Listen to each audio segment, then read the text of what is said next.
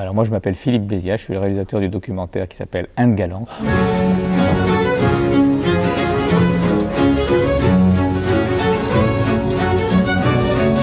Ce spectacle, je voudrais qu'il puisse raconter les tensions entre les corps, les groupes, et qui va petit à petit aller jusqu'à l'explosion.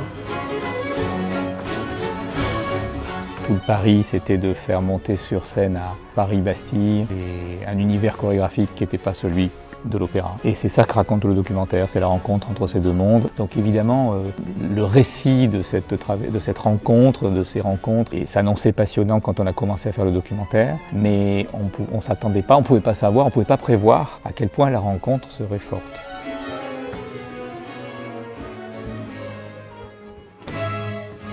Quand on monte une production baroque, en général, on ne fait pas appel à l'orchestre de la maison, parce qu'il y a un grand orchestre. On ne fait pas non plus appel au chœur de la maison.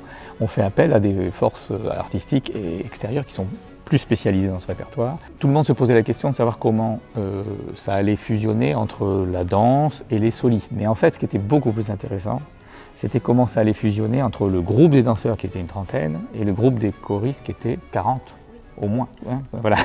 Donc en fait, c'est-à-dire deux masses, deux collectifs qui dans les deux cas devaient occuper le plateau, habiter le plateau visuellement avec leur corps de danseurs et acoustiquement avec leur voix et leur corps de chanteurs. Dès que les deux corps collectifs ont été mis en présence l'un de l'autre, ça a fait des étincelles.